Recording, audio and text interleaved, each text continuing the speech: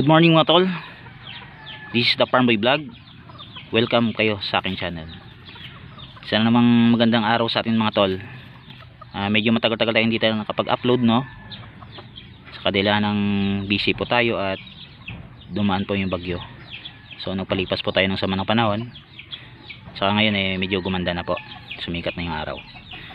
So update ko kayo mga tol, no, sa mga stag ko at saka kak. Ayan mga tol, no. Pinungusan ko na po sila. Ayan. Bali 7 days na po silang pungos. Ayan, palaglag na po yung mga itim. Ayan.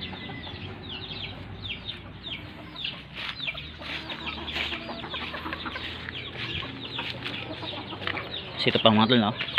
Ito mga kelso natin. Ayan. Bali wala na rin itim ng ibabaw. Sa baba na lang po. 2 days na lang po malaglag na yung lahat. So ito pa mga tol na isa, no? Ayan. 8 months na po itong mga to, mga kapatid. Mga white kelso natin. Ito pa rin isa.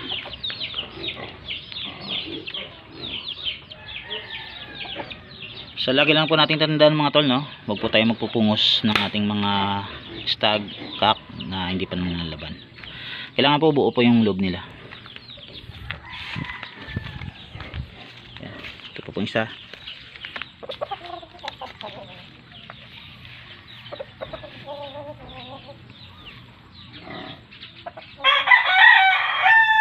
Sabay-sabay ko silang pinungusan yan mga tol. Alas palaglag na yung mga itim.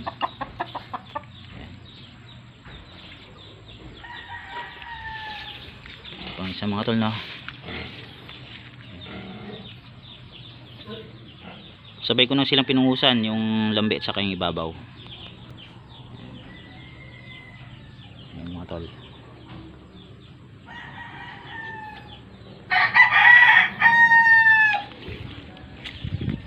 Pa isang stag.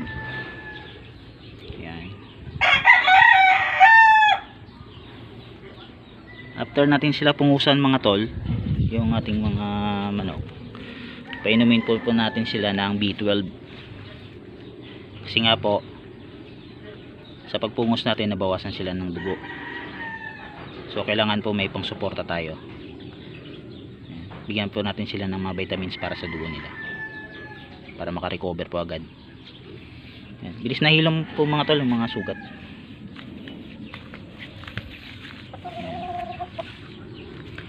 Huwag tayo magpupungos mga tol ng ating mga kak na may sakit o may nararamdaman. Iwasan po natin yun. Ako mga tol, nagpupungos ako dito mga 7 months pataas po. Basta nalaban na po. At kapag kinakailangan ng pungusan dahil tumatabon po sa mata, pinupungusan ko na po yun. Ito po pang isa, no? Ayan, stop natin.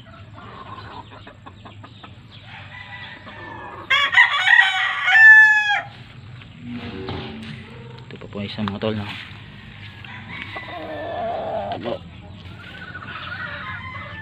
Balitim na lang po yun, no? Kak na po ito. Itong isa na to.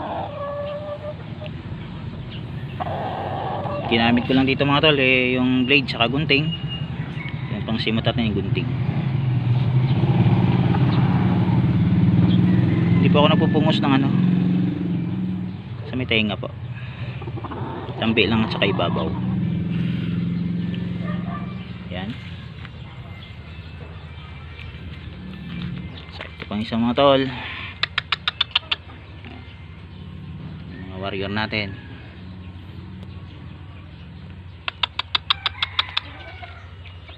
Yan. Gwapo na po sila mga tol. Wala na sagabal sa mukha nila, wala na sagabal sa mata. Yan. After ng hilom ng mga pungos na yan, pwede na po yung kondisyon.